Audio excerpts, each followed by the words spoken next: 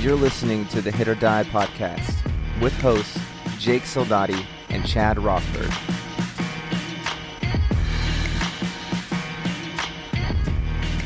Hey everybody, welcome to the HIT.OR.DIE podcast, episode 21. We're here with the head coach for Fresno Pacific University, Oscar Hirschkorn.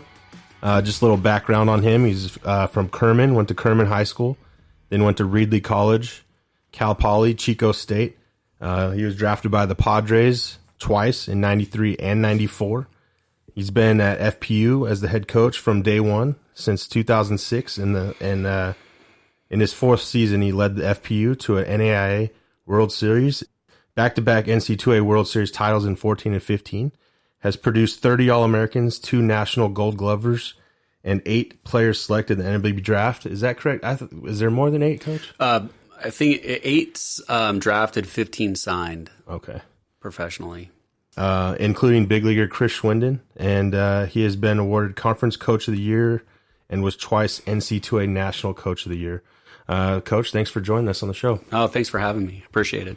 We'll get right into, before you started the program here, you spent time at Carruthers, head coach at Sanger, some time at Reedley College. Was there a plan, and we spoke about this a little bit before, was there a plan you had or a certain level you wanted to coach? No, there wasn't. I mean, well, that's kind of a tough one for me because I didn't always dream of getting into coaching. I dreamed of being in the big leagues and playing, but I had a weird journey as a player, took me all over the place, and by the time I was done playing, I didn't like baseball for a while, so I wasn't thinking about coaching or whatever. I came back home, and my dad said, it's time to get a job, and, you start to really assess what kind of skill set you have to sell to get you a job in the market, and so I was led back into coaching after my journey and everything. So then once you kind of jump in, then you start to think, okay, well, it'd sure be nice to get into a higher level and a higher level and a higher level. And, college was definitely, but when I started to think about coaching, I wanted to get into college. You were drafted out of Kerman. I was. And then chose not to sign by the Padres. Then you were drafted again at Reedley College by the Padres again, chose not to sign. And you talked a little about this. Are there regrets? Because you weren't drafted again after that, so. Yeah, that it sounds great. I was drafted, but they don't even have those rounds anymore. That was back in the DNF, the draft and follow days.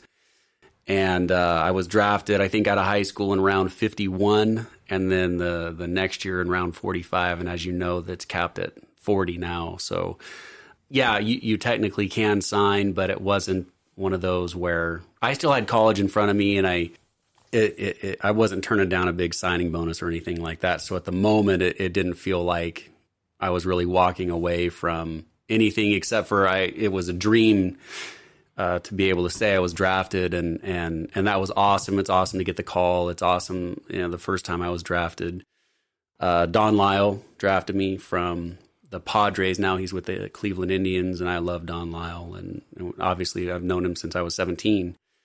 And he came over to the house and showed me some video, and I was drafted as a pitcher, but I played as a two-way guy all the way through junior college, and then went pitcher only after that. But yeah, anyways, back to answer the question, I didn't really have any regret, but I also planned on getting drafted again. So I think too, we've had people say, like even Jason, like he thinks kids should go to college, initially, just to mature, kind of grow up, become their own person, things like that, helps maturity. I mean, is that something other than school, like you had that opportunity to go grow up and have a college experience? I agree with Jason. I think most guys should go to college. I can't sit here and say that it's for everybody. I think I love that baseball has that opportunity because some guys are ready to go, and the organization is going to make an investment, a big enough investment in those guys to give them time. It's just the world's changed so much. And when I was going through when you were drafted and you actually signed, it seemed that you would get several years to work it out. And it's not like that anymore. If you don't perform, it's going to be a short career. So all the more reason that Jason's right for most guys, because even with a good investment, I've had several guys, as you said, get drafted and go out and play. And I mean, one of the highest picks we've had, he lasted 3 years and that was it. And he didn't get much. It didn't seem like he got much of an opportunity. I mean, I wasn't there, so it's easy for me to say, and I have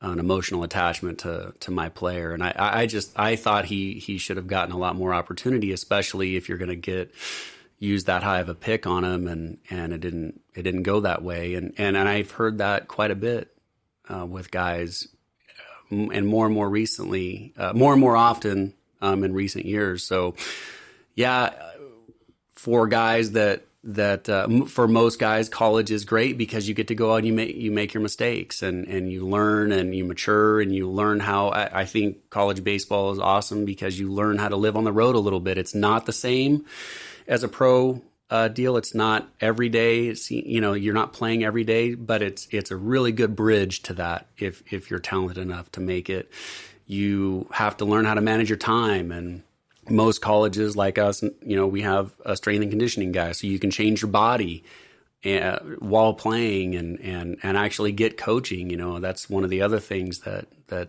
I've heard a lot of guys talk about now is you're expected to go out and perform in pro ball, but there's really not a ton of coaching. You're just playing. So it's really hard to go and compete and perform and make a swing change or make mechanical changes. And in college, there's a little bit of time for some of that stuff, and guys can perfect their craft. And truth be told, if you were destined for the big leagues, that window can't close in college because you're that type of player, I think that's perfect too with the development. You've been there.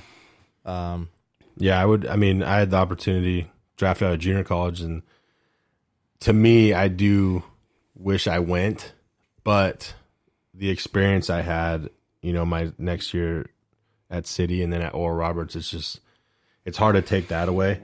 Because, like you said, if it's destined to happen or if it's meant to be, it's gonna happen, right? So it just wasn't in the cards for me, And I was unfortunate that I actually had the numbers and I proved myself, but I was just in a situation where a money factor, sure, somebody ahead of me with more money and all that. It's a thing. We talked about it earlier. It's something you can't control. No. Well, what's interesting, if I can add to that, though, the money, and I don't know your situation in terms of the contract, the money, the signing bonus that they were talking about. Yeah, eventually, right? But you said you were drafted. It was 80. I would have got 80,000 out of City. And it is something that you do have to factor in, because if they don't invest a lot in you, money wise, then you're not going to get the same opportunity as the guy that got 6 figures or 7 figures. So it is a factor. My recommendation to every guy that we've had and any guy that I would ever talk to in the future is you just, where are you? What's the best decision? And there's a lot of factors with that. Are you ready to go out there and make good decisions on the road with not a lot of supervision? Are you ready to go out there and train and be disciplined and say no to the bars and all that stuff? Because and then make a living with your body, because your body is your briefcase. That's a saying I stole from Sean Gilbert, who coached with me and is one of my best friends. And he used to say that a lot. Your body's your briefcase. And are you ready to go out there and earn a living with your body? And some guys aren't quite there yet. And I can't speak to your situation. I watched you play when we were starting our this program here. I was at your Fresno City games and I knew we weren't gonna get you or anything like that, but it was something to watch. And that was a good team, really good team, a lot of good players. But I in terms of regret, I try not to live that way anyways. I believe everything happens for a reason. And, even my journey was a weird one. But I don't have regrets because I became better for every landing spot that I had. Maybe I didn't realize why at the time. And we talked to a lot of my players about stuff like that when they go through adversity. And adversity off the field too. You don't know why it's happening, most of the time in the moment, but years down the road, there was a reason. There was some benefit for going through some of that pain.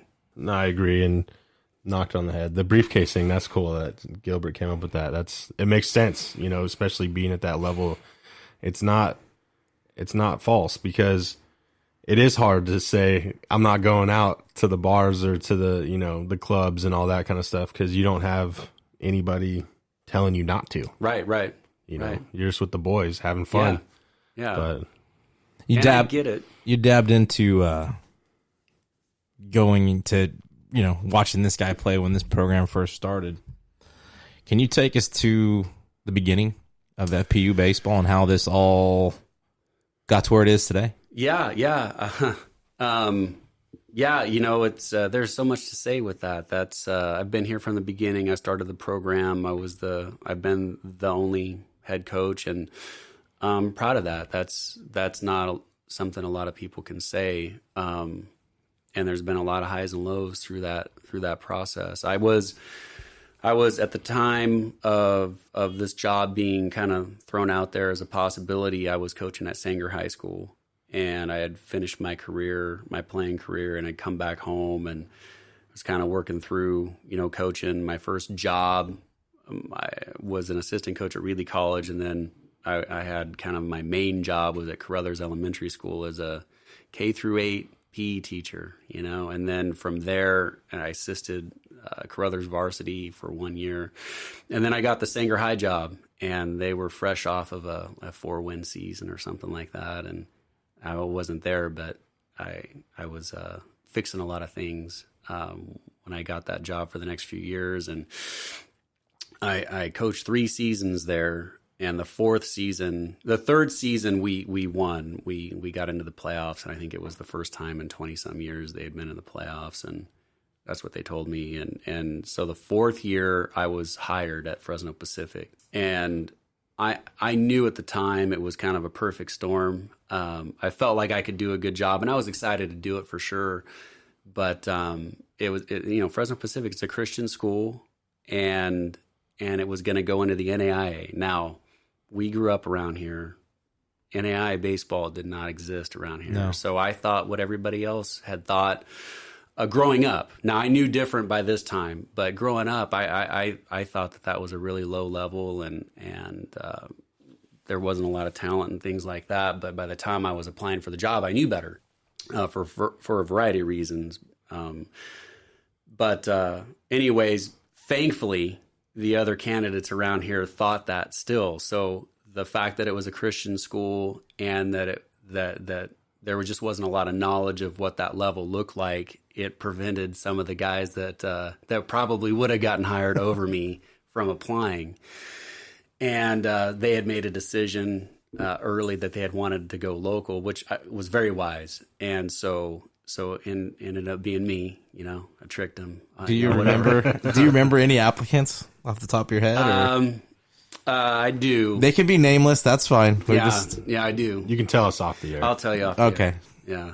But anyway, so I got the job, and that leads to a whole can of worms. So I got the job, and I did not coach my 4th year of employment at Sanger High. I was hired in January, December, something like that, on a part-time basis to recruit to make the first team, right? So we were going from zero players, and so I was everywhere. I was at so many games. It was just me. I was the only coach, and I did all the recruiting for the first 7 years or so, something like that. When you're a one-man show, you learn a lot of tricks to try to make things efficient, but I knew that I wanted to fill the roster with local players. I mean, that was my vision, and I knew it was right, and that was the right way to go. And so I was at so many local games, and I was trying to hire staff, and my my beautiful wife was pregnant. It had taken us a little bit to get that first pregnancy going, and then we found out we were having twins, and so it was just an insane time. And we went front. I kept being told, you got to get to 30 guys. You have to have 30 guys. So we did it. We made it. We were told we were going to have a field. And so I was recruiting, saying we were going to have a field because that's, and it didn't happen that first year. So that first year we were playing at Clovis East. Clovis East was our home field. And the second year, Buchanan was our home field, our technical home field. But we played home games at 12 different spots, and it was just a crazy time. I remember when the first day of school started, when we were for that first year to go into the fall semester of the first season. My wife was on bed rest in the hospital at St. Agnes. We were trying, she was having the babies were thinking about coming too early. Oh, okay. And so every night I'd go and sleep in her room at the hospital because she was stuck in there for the last month or so. And the school started, and I wasn't sleeping. It was just nuts, and twins and whatever. So they were born at the end of that August that first year, and then we were having night practices. We couldn't get on the field until 6:30 at night at Clovis East, and it was a crazy time. So we were talking off air before the first guy I ever signed. So I like to tell this story. The first guy I ever signed, I signed him out of Bank of America. That's the truth. Mike Pierce, the first guy I ever signed, and I had been out of baseball for a year. He was working at Bank of America, and I knew Mike, and I knew how good he was, and I knew he was out there. So as soon as I got that job, I called him, and he didn't want anything to do with it in the beginning. And about a month or so later, I have a way of working on people, I guess. I don't know, but I got him to say yes. So he's the first Fresno Pacific Sunbird. And first draft pick, right? First draft pick, yeah. He was Orioles. For guys, anybody that doesn't know that's listening to this, Mike Pierce, hard to find a good, better defensive catcher. He had one of the best arms I've ever seen in my life. The first time I ever saw him, it was back then they used to do this fall all-star thing. And I don't remember the format and how it was all set up. I just remember I was there and I was coaching, and they had, I think it was kind of more of a county versus a city type thing, but it was in the fall. And we had a little bit of a scrimmage before this tournament started. And we were playing at Clovis High, and Mike was catching for the other side. And he threw it downhill from home plate. And I hadn't seen that from a high school kid before. Shoot, I don't know how many times I've seen a college guy do that. And it was one of those where not just downhill, it looked like it rose as it got within about 10 or 15 feet of second base. And I don't know, he looked like a pitcher throwing, changing planes, throwing downhill to a hitter, but he was doing it from home plate to second base. So anyway, first draft pick. He was at Clovis during their heyday. Yeah, he was 01. He's my age. I think he graduated either 01 or 02. Something like that. Yeah, because I was 03, so he might have been in between us. But yeah, I grew up playing against him. He was good. He was really good. Yeah. He had struggled hitting, and that's kind of the thing with him. But I remember that first year, he wasn't hitting. But rightfully, he'd been out of the game for a year, and so it takes time. That hitting's an everyday thing. You take some time off. You've got to make up time, and that takes. You just have to have patience. But anyway, he was not hitting well, and then about a month or so left in the season, Sean and we came home from a road trip. It's 2 or 3 in the morning, and we're in a parking lot here at Fresno Pacific, and just talking about. We got to figure something out, and so we went back to some very basic stuff. I remember it was a 3-step process: step 1, step 2, step 3.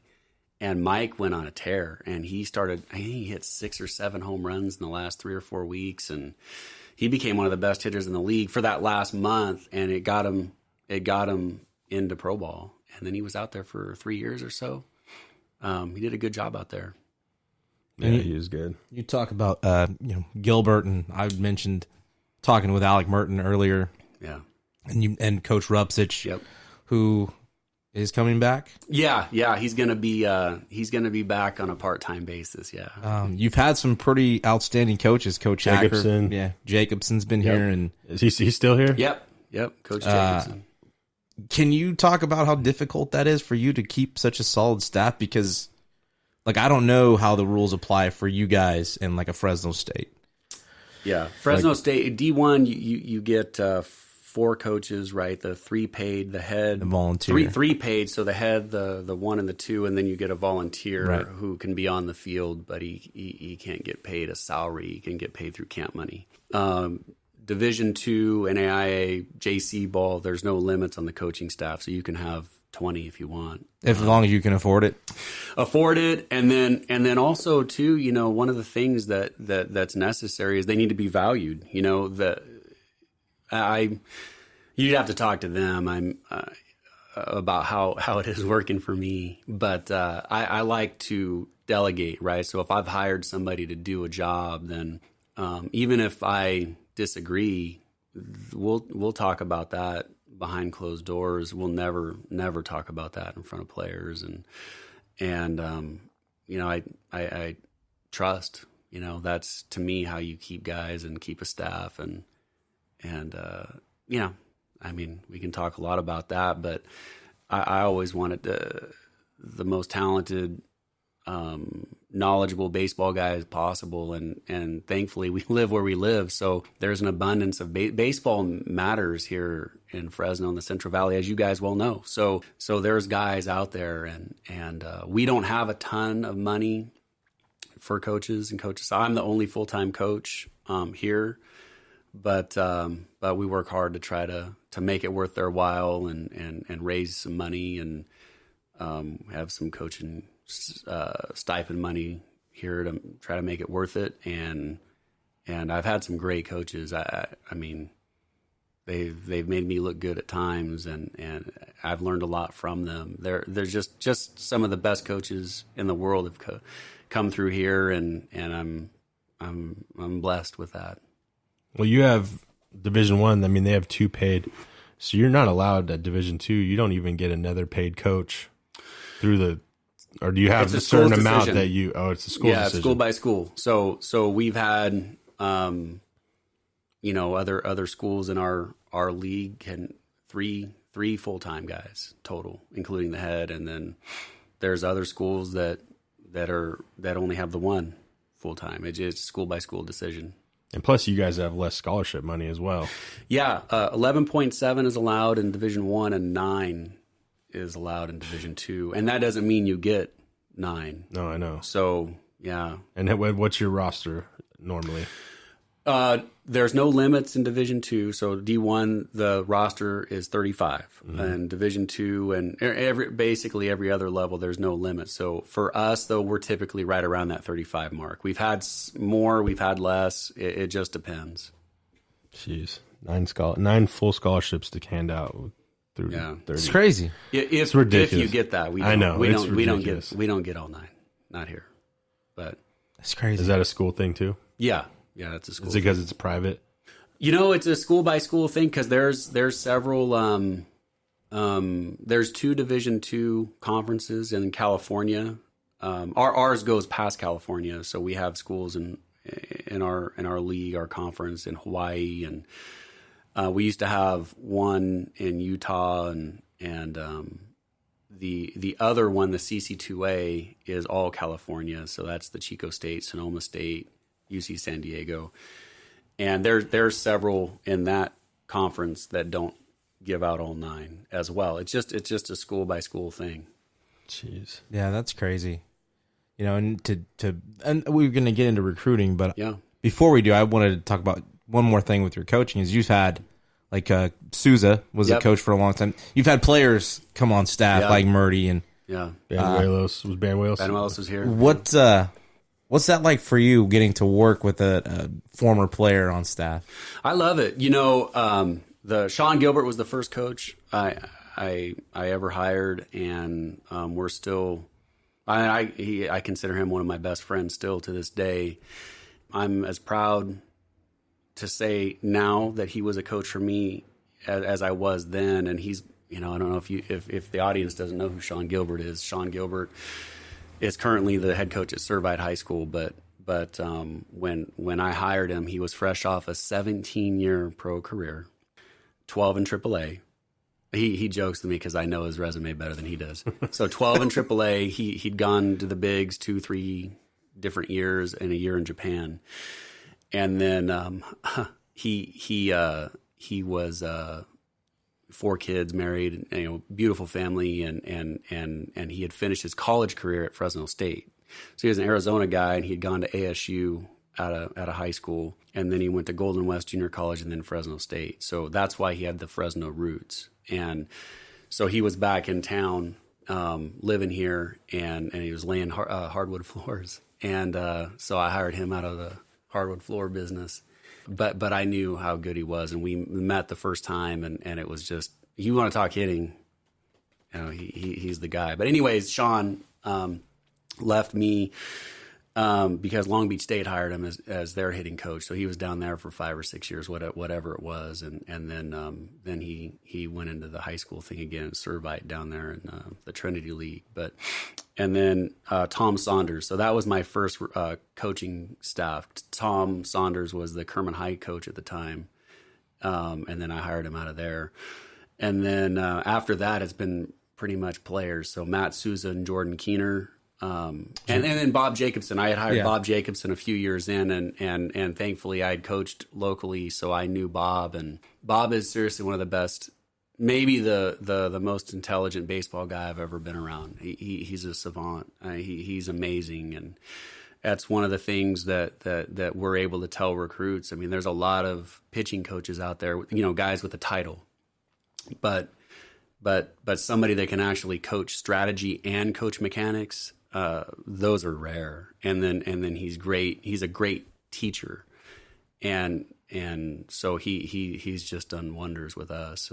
And anyway, so, Jordan Keener, Matt Souza, Bob Jacobson, Alec Merton, then afterwards, Matt Fox. Now JT Mickelson is currently with me. He's one of the only out of the area guys that I've hired, but, all incredible. Preston Scott now is on staff with us, and then Mike Rupsich, so I hope I didn't miss anybody. I was told a long time ago, don't make lists, don't bring up names. We do it all the time. Yeah, because then you leave somebody out and you don't need, intend to, but it's great to have the former players come back. In fact, one of the reasons I knew I wanted to do that was because, one, coaching, when you hire guys, trust is such a big deal, and you need to have guys on staff that you trust. It doesn't make any sense to have coaches on your staff where you butt heads, and you're going to spend, outside of your family, you're going to spend the most time with your coaches and players. But coaches really even more than that, because in the off season, we're in the office here together, and yeah, that's just miserable, and I've had a lot of guys, or a lot of colleagues, tell me about staffs they've had that where it was pretty rough, and for me that seems like just straight misery. And you got to delegate, you got to trust you the have guys to. that you're letting Yeah. help run this program with you. Right. Trust is huge.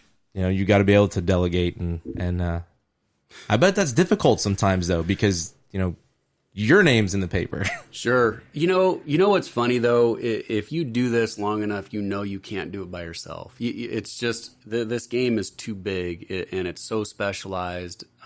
Hitting, pitching, infield play, outfield catchers. There's in order for the program to be where you want it to be, because you're right, it is my name on it. For my name to be getting, people doing a good job, and all that kind of stuff. I'm not saying that right, but I need those coaches to have improved those players. And here's how I kind of do it, and I think this is why I don't really have too many problems with it. When I talk to a guy I that might coach with us, and that's why hiring ex-players is, for one, that makes it easy, because I've seen him at his best, I've seen him at his worst already. But I'm not interested in hiring guys that don't care about the players the most, first. if you care about the players, if there's genuine love there for players and it's not about you as the coach, then we're going to do good things, because that means you're going to continue to be a learner. You're going to want to keep doing a better job, learning new ways to teach your craft and whatever you've been assigned and all that stuff. And if you're talking with guys that it's really about them, or they're here to, very blatantly further their career, kids see through that. They're going to see right through that, and then they're going to stop listening to you. If the kids aren't listening to you, then we're not making progress, right? No, not at all. We'll get into recruiting because, obviously it's a lot tougher, especially in this area with Fresno State, obviously Fresno City, Reedley, all the junior colleges. Plus the scholarships are different for you. What's that like recruiting wise? What are you looking for in players? And, it's just difficult. So how do you get good players in here? How do you do it? First you have to know, once you do this, the talent level that's required is taught to you, whether you want to see it or not, because it takes a certain level of player to get you the wins that get you towards the top of the conference. And what I learned, and I'm not trying to be offensive when I say this, but to be good at the NAIA, really good at the NAIA level or Division II, takes the same type of team. It's something close to a mid-major Division I team. And I'm not trying to be insulting to anybody that might be insulted when I say that, but I've seen the teams that have won national titles or competed for us too. And when we were that, then we had a chance to win. Back in the day, we were able to play San Jose State a few times, and that happened until we won. And then once we won, it'll never happen again. And that's what happened. And we almost, in 09, we made it to the World Series for the first time. And that team was incredible. And we went to go and play San Jose State that year, and we lost 14-12. And I'm hardly ever proud of losses, but that one was a big one because it showed that we could compete and that we belonged on the same field. And I know, baseball, any given day, right, and all that kind of stuff. But I also can be objective. That's one of the things I pride myself on, is just the ability to be objective. If you can keep the emotion away and really see things black and white, then you have a chance to make good decisions recruiting wise and coaching staff wise and even mid game. But anyways, San Jose State was better than us that year for sure. But it wasn't the gap wasn't great. Right, it wasn't a huge margin. Yeah. And that was the year they went and won the WAC that year. So it was a good San Jose State team that year. So anyway, what am I looking for? Guys that, and I've said this a lot in recruiting, we need guys that are going to be or are Division I type players. So how can we get that? Well, either overlooked kickbacks or a guy that's not there just yet, but will develop into one. And the more guys we have like that, the better shot we have of winning. So now you go out there and recruit, and you're identifying guys you like, and one of the things that you learn along the way is you'll be surprised who's interested and who's not, good and bad. And so you just go out there and what we try to do is identify the guys that we like. We don't talk to 1,000 guys and see what sticks, because we have to recruit not just the player, but somebody that's going to survive the school and somebody that's going to make high character decisions. So our pool definitely shrinks when you're factoring all of that stuff in. It doesn't do us any good to bring somebody in that's a great player who's going to get kicked out of school in a semester or be ineligible after one good year or something like that. So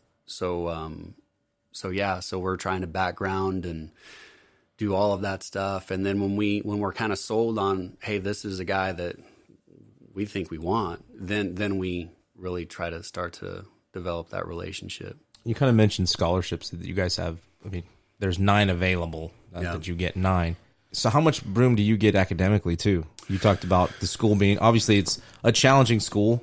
Is there financial help there too? Do you get a decent amount of financial help for recruits? So I often compare myself to an NFL general manager. Like, you have a salary cap to work with, right? So that's your baseball scholarship money, but there's 3 pools of money that we can combine to make a package. And this is how we do it. This is the way it goes. So you have baseball money, you have academic money. So the school, I'd say most privates, if not all, are set up the same way, where the better you've done as a student in high school or junior college or wherever you're transferring from, if you're a transfer student, you're going to get academic money. And then if you qualify for financial aid, then there's that pool potentially as well. So we have a pretty good number of financial aid guys every single year, and then you'll have some guys that can afford the school, and then everything in between. And you're just trying to package it in a way to where you get guys. Now, this is one of the things that we do that's very unique, is outside of the Power 5, you are not allowed to offer multi-year scholarships. So the scholarship is a year contract. And so, but we don't pull money. That's my choice. That's how I've run it. But I've done that for a variety of reasons. But one of them is I respect the cost of the school and the commitment that they're making. So I feel like I need to make the same commitment to them. All the more reason why we'll take talent from everywhere, but why we recruit so hard locally, because, everybody makes, as they say, recruiting errors, but for us to be good, we need to make fewer than everybody else. So, and then, and we just stay committed to them. And I can promise you, I've been tested on that. I've been tested on that. Now, I'm not saying that, I want to be careful how I don't want to come off like I'm some moralist and everybody else isn't or anything, because if I was somewhere else, if I was at a Division I, I would most likely do it the same exact way that everybody else does. But here, this is how we do it. Right. Try to be a little, some schools have to get creative, You talking to Luplo, they were going to throw football his way. Yep. And whatever reason that didn't pan out. But yeah, being creative is just kind of the name of the game. Well, you have to recognize where you are, and I'm here. I'm at Fresno Pacific, and this is the game that I have to play. These are the rules of my game, and that's how we do it now. At a school that we compete with, they have a different set of things, because every school is different. Everybody has a different setup, and you have to figure it out. If you're the coach, you have to figure out the system that works, and then you make your adjustments as you have to, and you're competing. I mean, this is our form of competing. We have to compete. We have to get the best players that we can for us to go out there and get our W's. And within that, you're going through your process. We've had a few coaches describe some of the channels they use in backgrounding certain players. And before we started, you kind of made a comment of, I asked you about, they say they go to a high school coach, right? That's their main source for any information regarding a kid in recruiting, right? And, typically they don't go to a travel ball coach, and you've got kids that are paying, annually, thousands of dollars to go travel and play. And, I think it's not a bad thing. I don't mind travel ball, but I just don't know how much. Yeah, there definitely it's too much. Yeah. And how much development are they really getting? Your comment was pretty classic. I hadn't heard anybody say it, but can you talk about who you prefer to talk to? Yeah. My favorite way to background, or at least to start on a guy that we're trying to learn about, is through players. I really. A player doesn't have a stake in it, meaning, you talk about, academy guys or travel ball guys, or, even high school coaches or whatever, they have an interest in that. But a player, he just wants to play with the best guys that he can, and they don't like to play with jerks. And so if the kid that we're asking about, the recruit, is a jerk, they'll always tell you the truth, man. Kids will tell you the truth, and that's how I like to do it. And I don't. Nobody's snitching. It's not that. It's very easy to go up to somebody. You guys are coaches, so you get it. Hey, how's Timmy or Johnny at such and such school? He's a turd. They will tell you. Yeah, they will tell you. They'll say it exactly like that. Like, this guy, he can play, or he chucks it. That slider is unbelievable, but man, he's an idiot off the field, coach. I mean, and you'll get stuff that you would never get otherwise. Again, you learn as you go, but I learned that one early, and then when you think about it, it's kind of a game. I don't know if it's a game, but a way I like to look at things is, how did I see it when I was a player?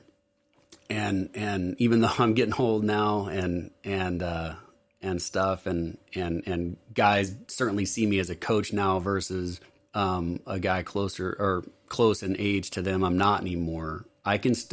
It wasn't so long ago that I don't remember what it was like to be a player, what it was like to be talked to by a coach, the recruiting process, all that kind of stuff. And I like to try to remind myself, hey, what would I have wanted to hear? What would have meant something to me? What would have been a turn off? What would be terrible to hear? And all of that stuff. If you can do that, perform that exercise, it really kind of keeps you sharp with all that stuff. But when I first started at Fresno Pacific, because of the lack of knowledge of what the NAI was, it was kind of hit or miss how much help I would get from high school coaches. Some guys were great from the beginning. They were just, hey, it's the kid, the player, and the family's decision. And I just love that he might have an opportunity to play beyond high school. Others were the opposite. I don't want him to play for some JV high school level thing, whatever this is that you're doing. And the guys that kind of had that attitude, they just wouldn't help us. So when you're dealing with something like that, you've got to find other ways to get your information, to get the cell phone numbers, to get in and try to talk to the player and their family to see if, did the kid feel the same way? Because he might, but then again, he might not. And that happened quite a bit.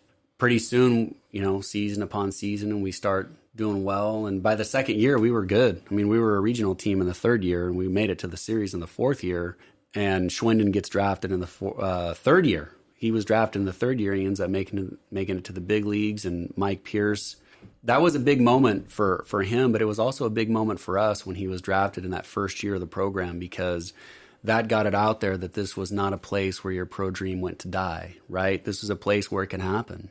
And so I don't even know how I got to this point. But, I think it's really good, because I think kids have that perception, and it's completely wrong. It's like D1 or bust. I mean, Jesse was an 8th round draft pick? Eighth rounder, yeah. And he was a super talented guy. Yeah, that's the guy you were talking about. Is that who you were? That's one of them.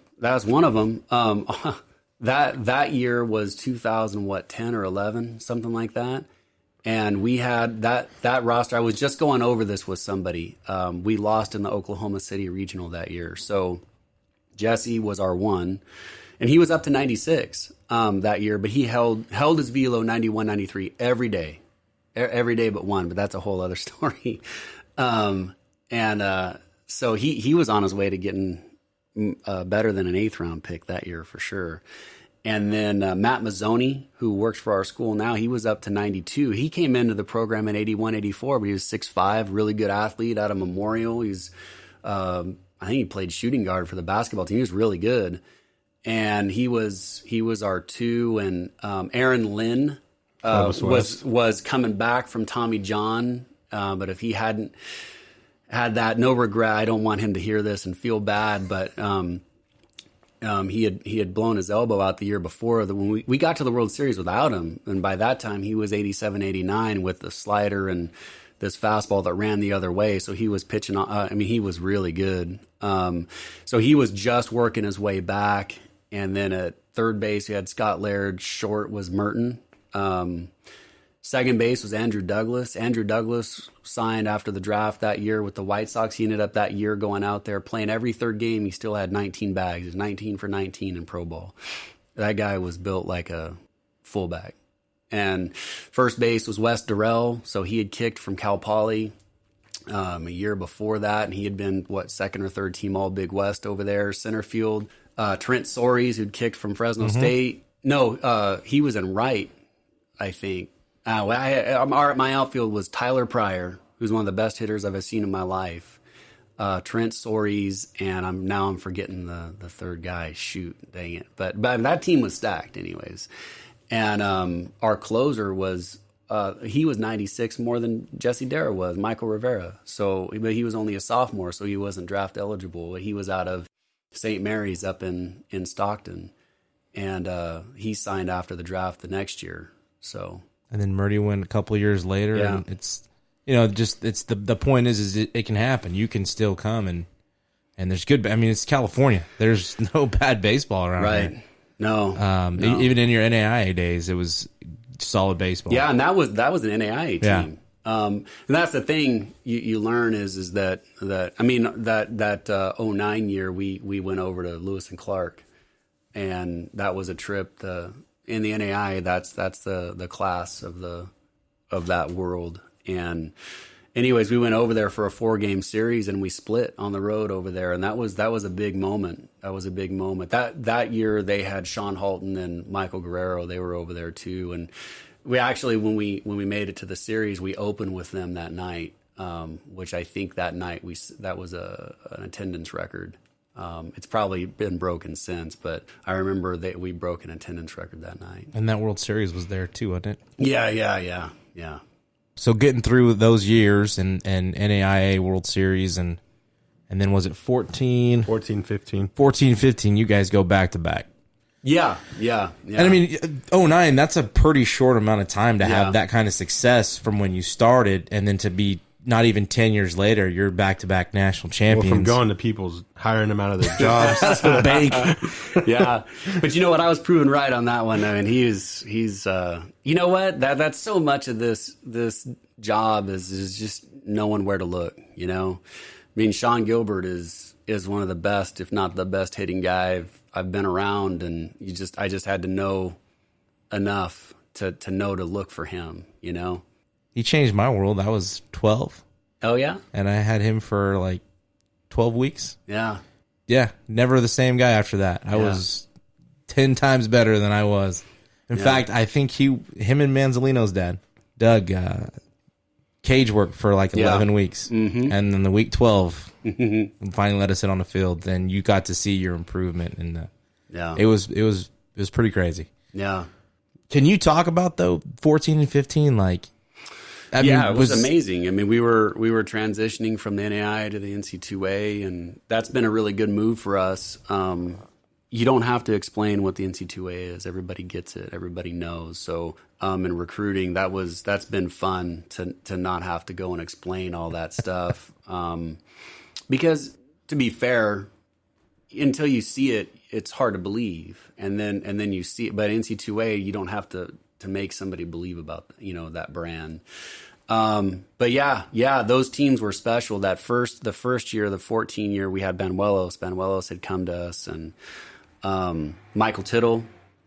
Gosh, now I'm going to make these lists and forget somebody, but Baron Bauer, Stephen Lozier, Michael Hostetler was on that club. Was Preston Scott there then? Preston came the next year. So Preston was in 15. In 14, we made it over there. We had J.D. Sales on the mound, Drew Merlot, Wilson Ashford, Ian Raber, and that's a D1 pitching staff, or at least they belong on a D1 pitching staff. J.D. was up to 92 at that point, and then Drew was upper 80s every day, 4 pitches. Well, those guys were aces At Buchanan, he was a dude. Yeah. And at Lozier, he was Lozier. Yeah, he came. Lozier was really, really good. He was really good. He had gone to Pomona out of Buchanan, out of high school, and then he kicked to us right after that. But Wilson Ashford is one of the best, if not the best pitcher that's ever come through here statistically for sure. And then Ian Raber had gone to Northern Colorado out of Hanford West, and then he kicked to us for 2 years, for his last 2 years. And that was an interesting one because when he got here, I remember Bobby Jake said, "This might be the worst set of mechanics I've seen in my life." And I didn't see that first pin, so I didn't see the progress from pin 1 to pin 2 because I saw the second one and it was okay. And he goes, "You don't understand how," because Ian was such a hard worker, but by the end, when we got to that season, he was 91 pretty much every day. And it was a heavy 91. It was just on you. And I remember he would get, I called pitches and he would get all bitter because he'd have fast curve slider and he probably said he had a change. And I would just call 2 pitches, which is so rare to have a guy that can blow through a lineup 3 or 4 times with only 2 pitches. But he could. His slider and curve were basically the same pitch. Or they would vacillate back and forth, but the depth and the sharpness, it was if he was pumping strikes, he was one of those guys that those guys that it hits the bat and it just stings. It's just a heavy ball, and that was Ian. So those were our 4 starters. Pretty interesting, and they were all so different too. So how much of that team was on the 15 team? Ian was back, and Wilson. JD was gone. Drew was back. So we... Was Tittle both years? Tittle was both years. So you brought you got some innings back that following year too. Yeah, you didn't lose a whole lot. Yeah, we were loaded. In fact, we were loaded. Baron Bauer was back. We had Preston. Our catching situation was Travis Beck, John Kortoff, and Brian Booker. Brian Booker we had gotten out of Santa Cruz, and area code guy. Nick Pate was our first baseman. Is he Lemoore? He was Lemoore, and then Reedley College. Yeah, he was a good player too. Yeah, really good. Yeah, McKay France was at second for both of those years. I didn't want to forget McKay. Yeah. Some good guys, man. I used to forget. You just kind of. I'm playing back all these guys in high school. I remember Lozier hit a ball off Hayden Hinkle. He probably wouldn't appreciate me like me talking about it, but he had some for not being a really big guy. He could drive a baseball. Yeah, who he reminds me of is Cole Calhoun. I don't know if that makes any sense. Yeah, that is kind of the shorter, stockier guy, but he could really throw too. He could really throw, and just a lot of pop. He battled his injuries here, but that World Series year, when we got to the series, basically it takes you 6. I think it takes you 6 games to win it, and so pool play, and then a semifinal and a championship. So we played and we were able to beat Lee from Tennessee both those years, and Lee eliminated us in 2009 at the NAIA World Series. Same coaches, Mark Brew, he does a great job. So anyways, and then a guy I haven't mentioned before, but Josh Medelis got the win in both those games. So left-handed pitcher out of Clovis West. I don't know if you remember him. Yeah, upper 80s guy. Were there any specific guys or like moments, where or somebody you didn't expect? Yeah, somebody puts the team on their back and carries you guys. In those years, one guy I haven't mentioned. I remember. I think it was the first year, 14. Tanner Irwin out of Hanford West. I don't know if you know that name, but he was a really, really talented kid. One of our biggest recruits that we'd had up to that point. And he was up to 91, but he was a two-way guy. His dad, here's a name your dad would remember for sure, but Lou Irwin, some old baseball names, but Tanner's dad was Lou anyways. So Tanner came to us, and that last month we had to get on a run to make it. And I think he was pitching out of the pen, and I think he had 4 wins and 4 saves in the last month. So he Putting in work.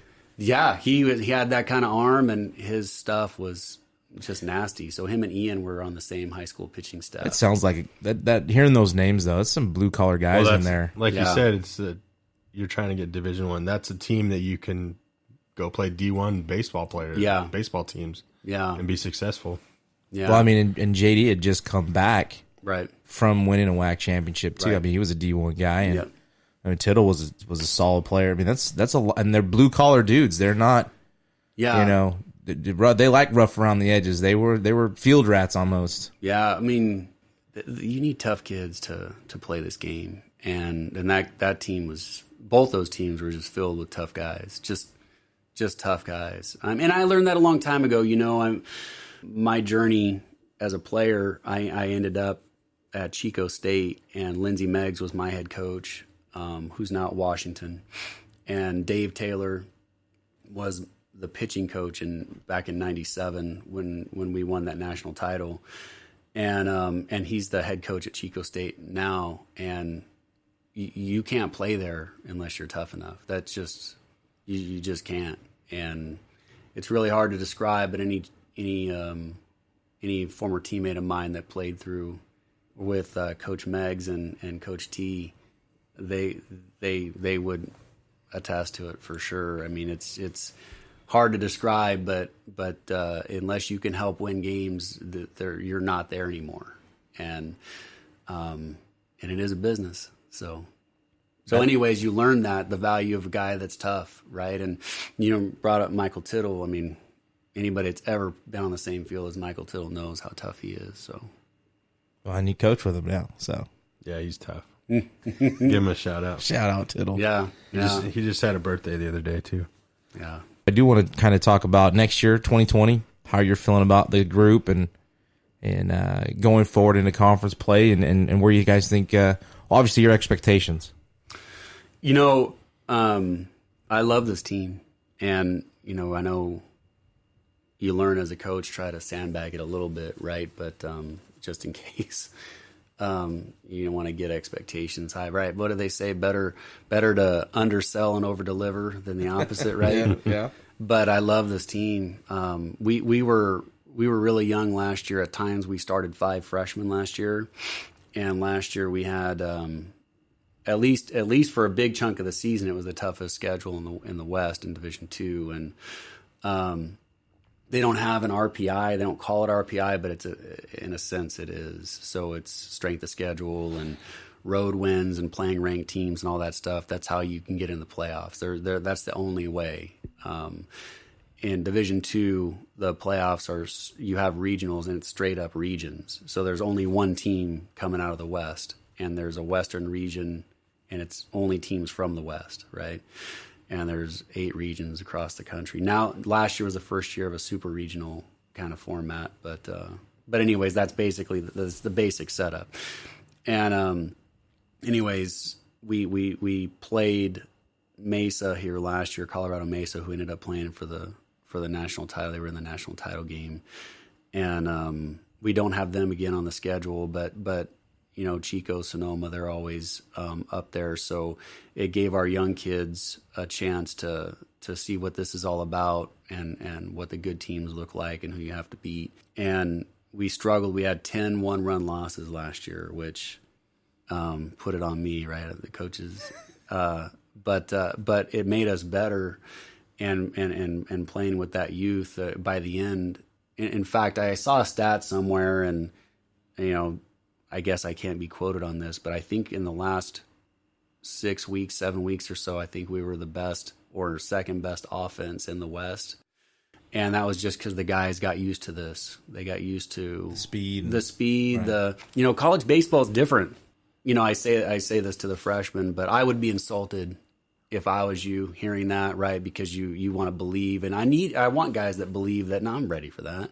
But the truth of it is, it's very different. You're playing a 4-game set, and the way it's set up here is you play a 4-game weekend, right? There's no Tuesday games, so you're going to play all 4 games, sometimes in less than 48 hours. So a lot of double headers, which I wish we could get rid of double headers, but a lot of double headers. So you work at it in practice and all that kind of stuff, and the weight room through the course of the week, and then it all culminates into this Friday, Saturday, or Thursday, Friday, Saturday series, and you can't afford a bad 48 hours or 24 hours, because the season can change on you just like that. There's not a day to recover. Hey, this is how they pitched you, and then you get a day of practice to kind of come up with an answer for that plan, or for the pitchers, same kind of thing with their plans. So you have to be adaptable, and it's a lot of baseball in a 34 innings in a short burst of time, and it's hard on your body. And then you have a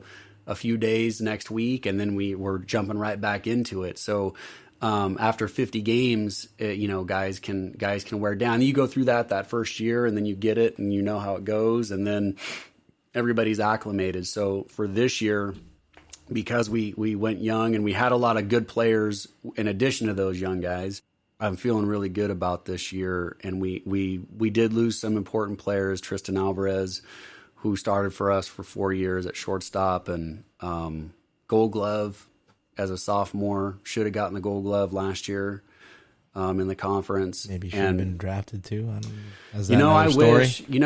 That's I can't speak to the jobs or the scouts, but I do respect. It's just different than it used to be. Typically he doesn't look like a guy that they would say projects, but 15 or 20 years ago, I really feel like he would have gotten an opportunity. Nowadays, scouts get fired. In the old days, you'd see a lot of scouts that had been in it for decades. Yeah, but what I hate seeing a high school kid in the 40th round that isn't going to sign. When you can sign a senior for nothing and just give him an opportunity. That part I don't understand. I never have understood that, because there's guys that, what I don't understand? I'll tell you this. This is what I don't get. You see something like that, or go back and look at this. There are teams that stop drafting before round 40. And then after the draft, you'll see those guys signing people. That never has made sense to me. Why just draft them? You know what I mean? If you're signing them after the draft, they went undrafted. They're undrafted free agents. And if you're signing guys after the draft, you needed more players. So, but anyways, who am I? I'm nobody. Who am I to judge it? I agree with you. That part of it hasn't really made sense to me. Again, it's like you said earlier, it's an emotional attachment. I love the kid. We all have an emotional attachment to Tristan, and I mean, it's not like he didn't put up the numbers. No, the thing with Tristan is like I said, I think 10, 15, 20 years ago, I don't know about 10, but I think you see a guy like that, and he gets his opportunity. And nowadays, because guys get fired, it's all about measurables. Because if you, and I'm not defending it. These are my observations. If you have a question about a guy, but he's 6'5", 220, and has, he runs a 6'6", 60, even if he hasn't put the numbers up, you can justify that maybe to your bosses, but you have maybe somebody that doesn't run that, or, like Tristan isn't 6'5" or something,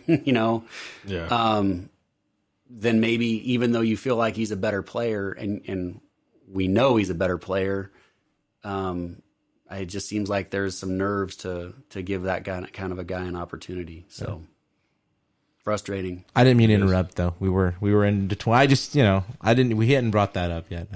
No, I love that stuff, and for me, I feel like that's one of the things that you take steps to try to make sure guys get their opportunity. We have a scout day every day. We've had plenty of guys go. We've had draft success, and what I mean by that is a guy that, our guys have gone out there and performed in pro ball. That's a big deal. I mean, everybody, wants to, you want to think it's individual merit and stuff, but if you don't have guys that perform from your school, scouts aren't going to come watch. Right. So it's big that our guys have gone out there and been all-stars and hung around past one spring training or something like that, or two, or whatever the case is, but just spend lasts a few seasons in there, that's a big deal. That shows that, okay, wait a second, there's players there. So like I said, we have a scout day every fall, and guys come in and see only our guys. So they're seen, and we send guys out that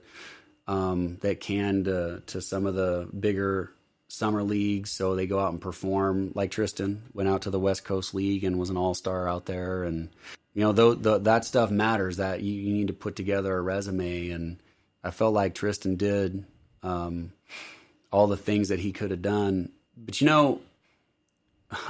at the end of the day, I think he's the type of guy that gets to say what we all want to be able to say about our own career. No regrets. That guy went out and did everything. No, for sure. He did. And not everybody, and you guys know, not everybody can say that.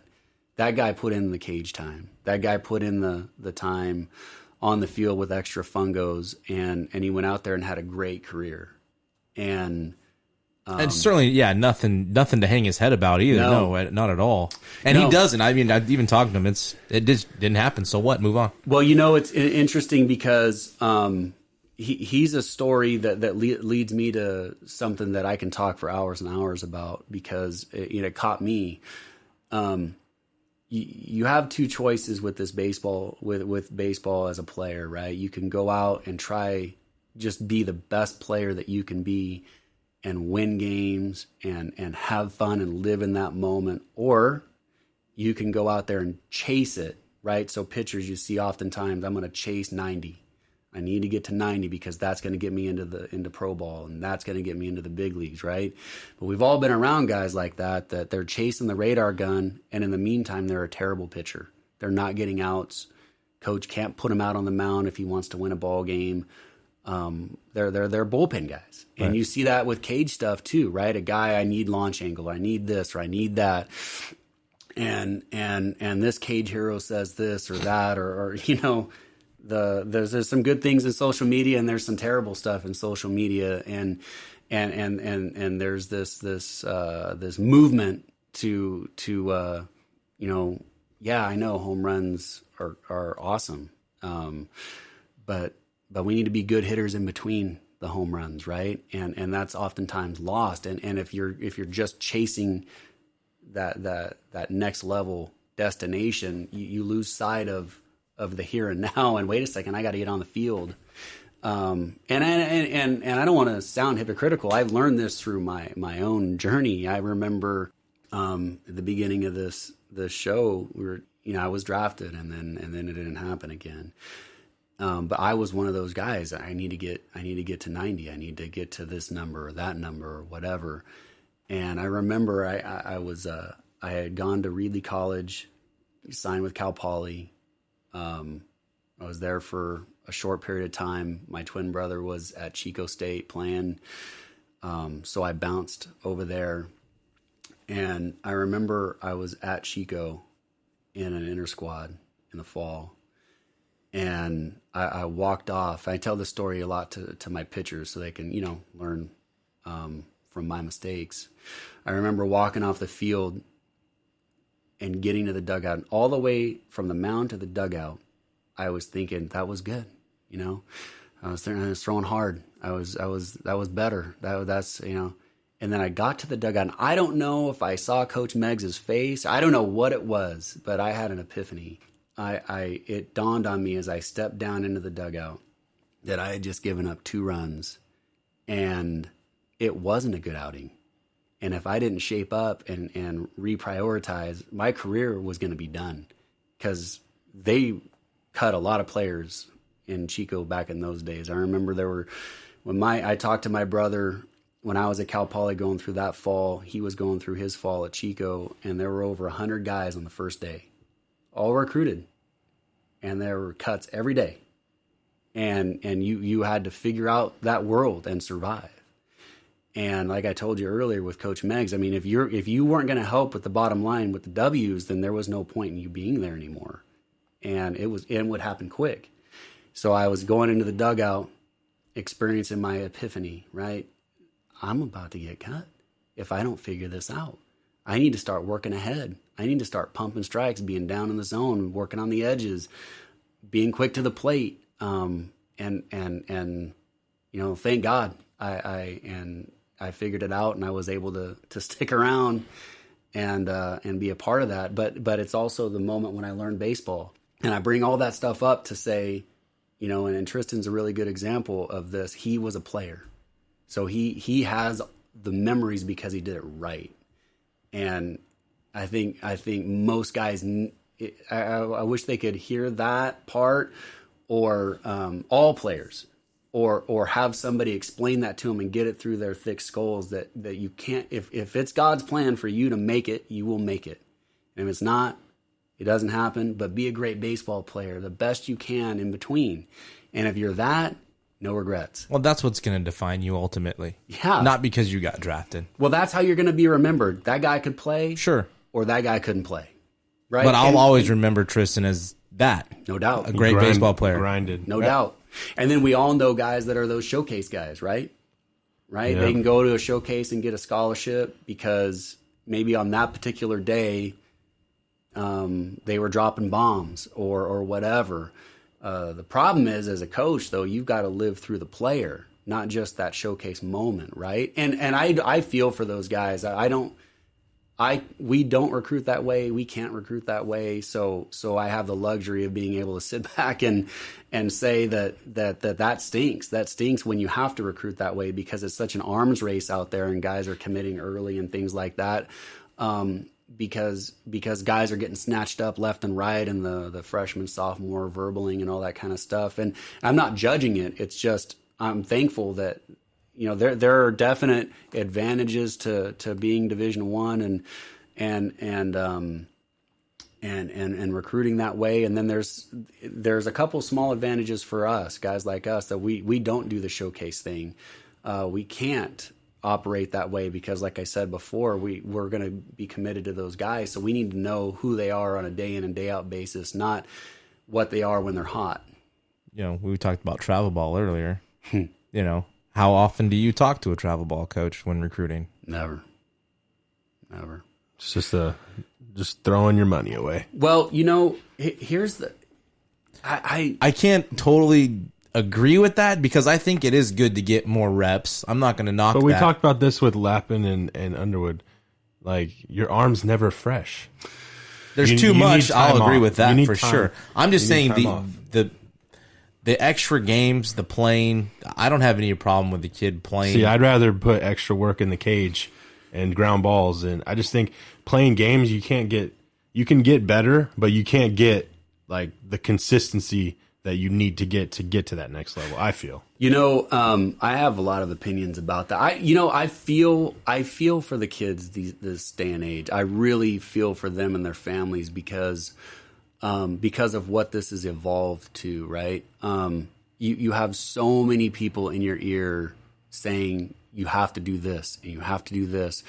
Oh, you're taking time off. A player wouldn't take time off. You got to keep grinding and all of that stuff. And you know what? There are some good guys out there. There are some guys that do some good things for players.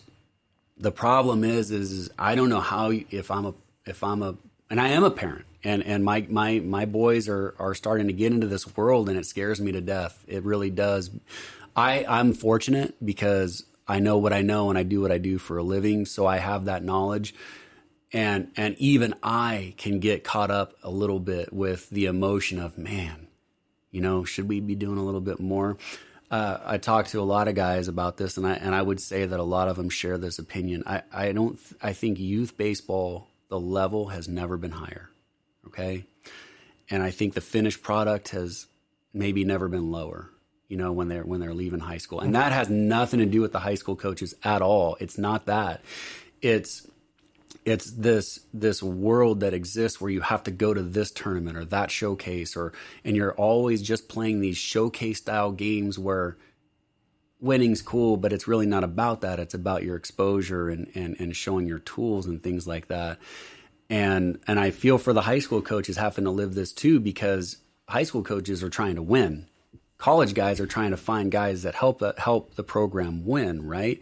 And sure, talent's a part of that, but you need guys that know how to play baseball. You need guys that understand that a 2-strike at bat is valuable, right? And while striking out may not be a big deal in a 162 game season. In a 50 game season, that's a big deal. It's a really big deal if you can't make contact in 50 games. And like we were talking about, that short burst, 48 hours, 4 games. If you've got 10 or more strikeouts in each of those games, you're probably not winning a ton of those games unless you play in a Crackerjack Park, right? Where you can do that. We don't play that. So we've got to have guys that understand. And base running, oh my gosh, the lack of knowledge out there for that, and just so many of those little things. And I don't want to come off like I'm holier than thou and blasting everybody for not knowing baseball as well as I do or something. I hope that doesn't sound that way. It's just,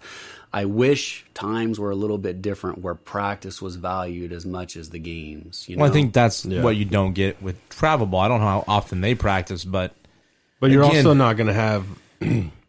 You're paying me to you play on my team. Uh-huh. Am I really going to tell you that you're not good? Right. Because if I say that, you're going to take your money somewhere else. Mm-hmm. How truthful are these kids being coached or being taught things? That's the big picture.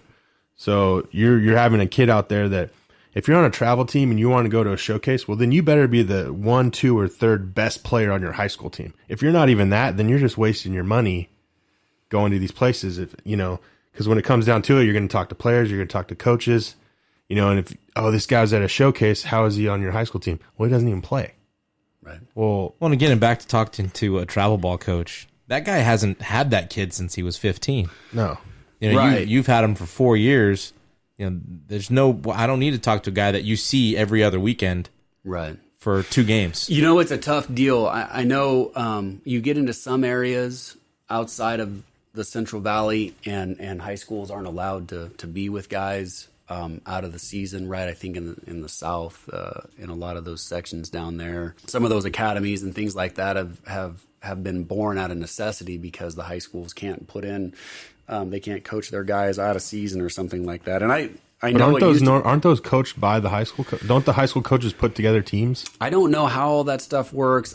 Fortunately, I don't have to live in it. It's just I don't want to not preface some of my opinions without acknowledging that in some places it might be a little bit different, and maybe some of those travel guys or academy guys do have guys for a long period of time and do have maybe history with them and are teaching. But this is where I get back to the value of high school baseball, though, and college baseball, and I kind of long for the ways that it used to be. The game is hitting and pitching, but there's so much more to it along with it. And I guess my advice would be to players is that, if you're a really good hitter, it still doesn't make you a great player yet. There's still so many other factors, and I like to tell our players this, and we want you to be a great player, not just a great hitter or not just a great pitcher. You need to be a good player, and that's everything. That's offense, that's defense, that's if you're a position player, that's the short game. That's understanding situations and being able to hit behind runners, understanding RBI situations and being able to knock guys in. It's kind of funny. I've heard today's day and age, I've heard this comment that RBIs don't matter. And not in my world, they don't matter. They matter. That's last time I looked, it takes runs to win you baseball games. So I need guys that can knock guys in, and that's a skill. That's your swing matters. It certainly does, but can you get your swing to play? Now that's the other thing. We've got to have it all. And then base running, like I mentioned earlier, it's just some of the mistakes that you see out there. It's kind of funny. So if we could get back to those days where we have teachers that are coaching, not just talkers. Yeah. I'll say it for you. Trying to say that better. Yeah. But I agree. It just, like Coach Bennett said, the fundamentals need to get back to the game and learning how to play the game.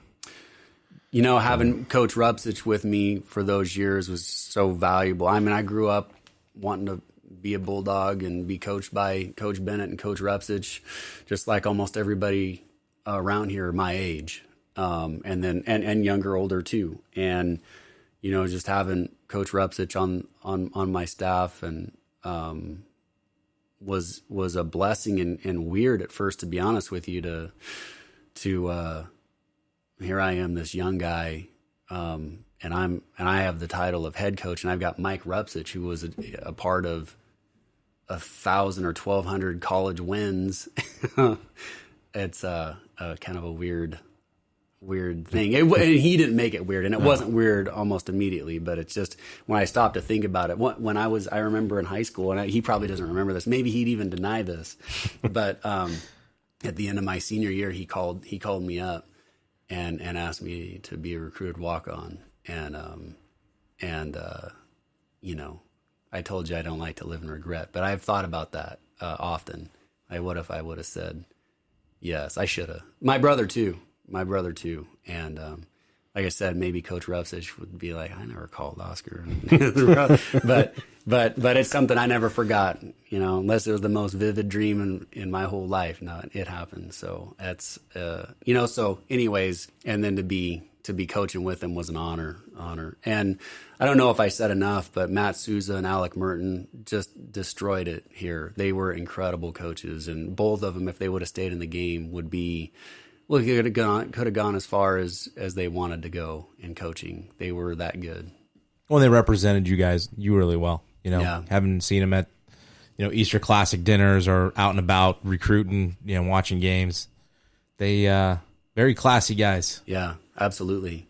And just the work ethic, and they cared about kids. So there was that first standard right there. They just had it.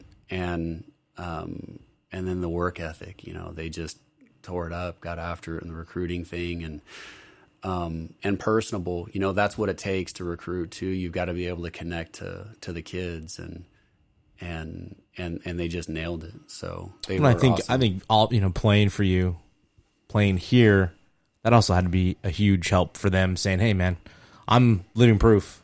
I'm an example of what this university represents and our baseball program. And you don't get a lot of that. I mean, Fresno State with Ryan Overland is probably a guy that can attribute to that. Yep. But how many guys get to say that I not only am I coaching here, but I played through here. I went through the school. I've successful. I had played professionally, and I mean that's got to be a huge help. It was hard to put a value on it. It's so valuable because especially we were still, now it's been 15 years, but they were there kind of more in the middle, coaching with me.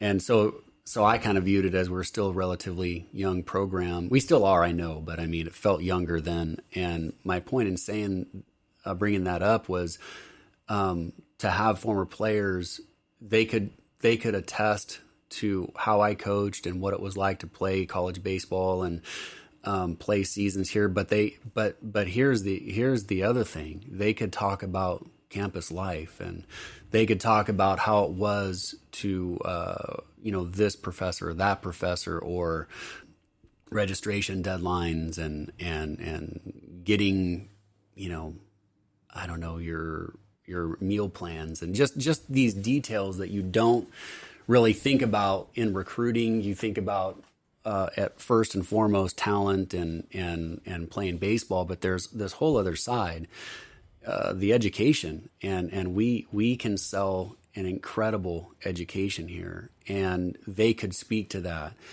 And we bring in a lot of guys and their families, and it feels good to sit down at a table and be able to tell them that they're going to be cared about, and that not just on the field either, but off the field, and to be able to have some guys on the staff that played here and went to school here, and I just kind of back off and say, hey, you can talk about this. How is it? How are the teachers working with athletes? Well, they're great. And they care too. It's not, and in that way, we have a lot to talk about with the families and moms and dads. They know, and they have their dreams too for their players, but they at the end of the day also value, hey, the fact that they're going to walk out of here with a great degree from a great university and then be able to go out there and live a good life. And so when we start to genuinely be able to talk about all the other things that we offer besides what's on the field, I feel like it's an easy sell to the families. So, well, I think you guys have done a great job, man. It's the proof's there. You guys have won in a short period of time, like you said. You've had a lot of success, and we hope you guys have more success. And I know Madera's had a couple guys roll through here, and hopefully we can keep that going. There's a couple more guys we got. But no, Coach, I appreciate you taking the time to sit with us and talk. And Chad, you got anything else you want to throw his way? You know, it's funny. You need a hitting coach? It's funny because now we talked about that at one point, but it's funny how small this baseball world is, you know? And we were talking before off the air about guys, and it is just kind of funny if you stay in this game long enough, how names kind of circle back to you and come back into your world, right? So, you know, Chad Rothford is here. And I remember working with your dad. He was such a stud baseball player at Fresno State, and was it Central Valley Athletic? He used to. So I remember going in there, driving in from Kerman, me and my brother and my parents, and going into that sports store. It was like Disneyland for me, and grabbing bats, and we would end up doing drills with your dad in the store. In the store, right? And then, I don't know, we were just sitting there talking beforehand, some of the names, and it ends up being such a small world, but Sac State came up and with Jesse, but Reggie Christensen, I played with him in junior college, and Mike New played summer ball with him, and just how small. Rich Price at Kansas, who's now at Cal Poly, Tom Kunis, who was his pitching coach, who ended up being at Stanford. Their pitching coach now is a Dodger scout. You just see the Don Lyle, I'll care about Don till the day I die. He was amazing for me and still is. And it's just funny when you listen to some of the other Hit.OR.DIE podcasts and some of those names and been in those circles. Anyway, I appreciate everything you guys are doing.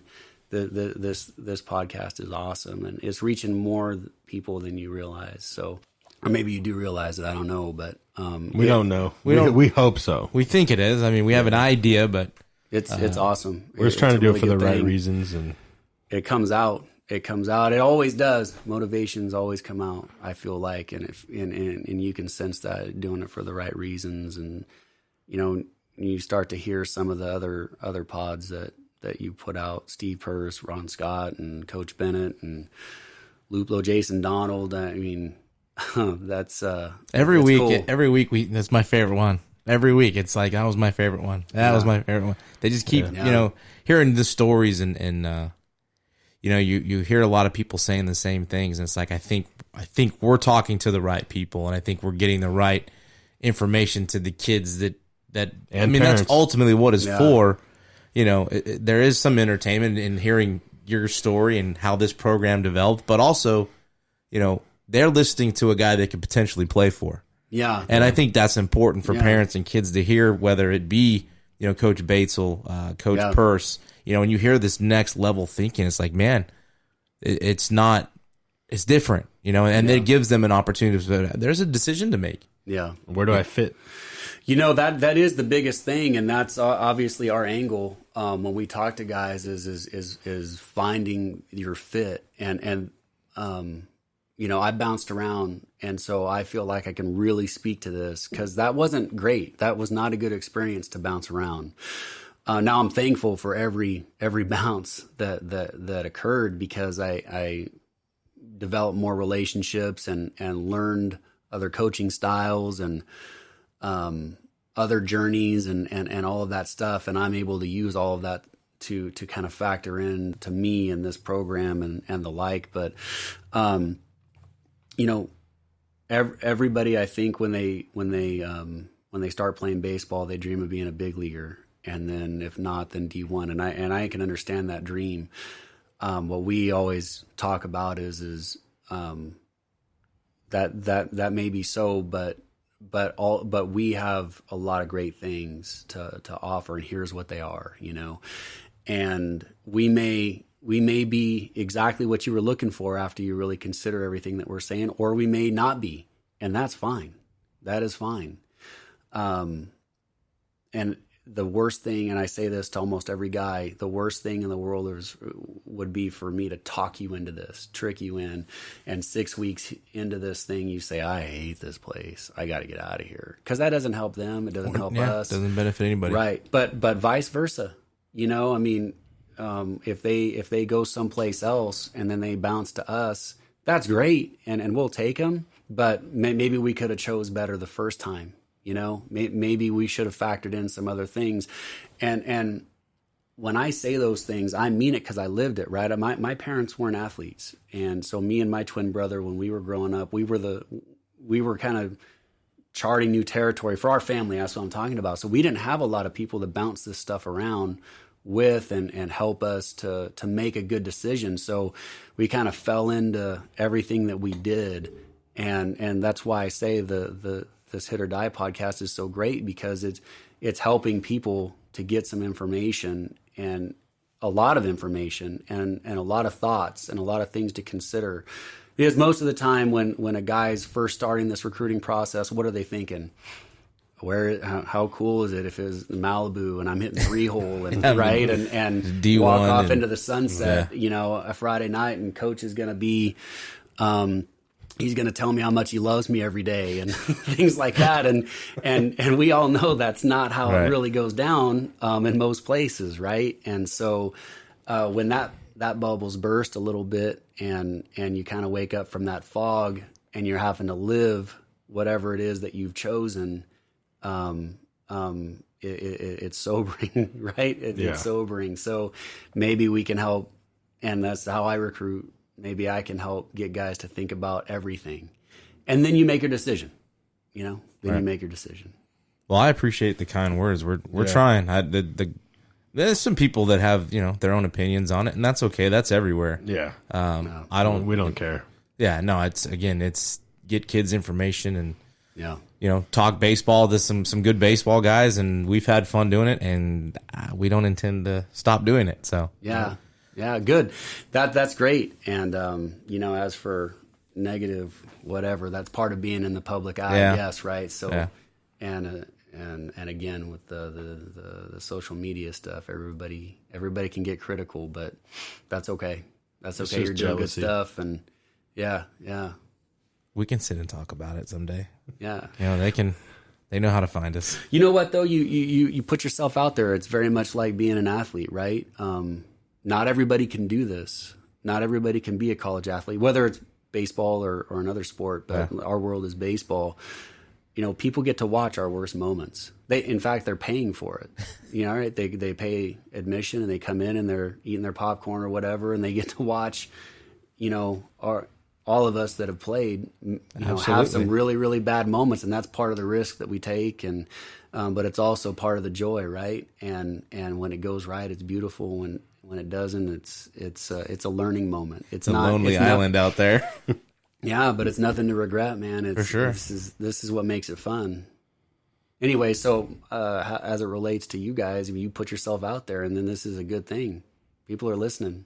Well, we appreciate it, and for all the listeners that are out there, we appreciate you guys. And the feedback for the most part has been extremely positive. It's and I'm sure the people that are being negative are just having fun. So. Yeah, but some of them. Some of them are haters. Yeah, it's all good. It's kind of like calling pitches, right?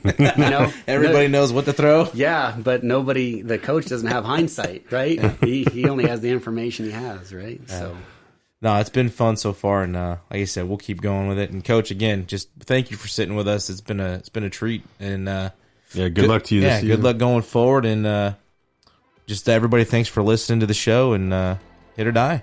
Hit or die. Hit or die. You can get the Hit or Die podcast on iTunes, Spotify, Spreaker, and iHeartRadio. The show is also available on YouTube.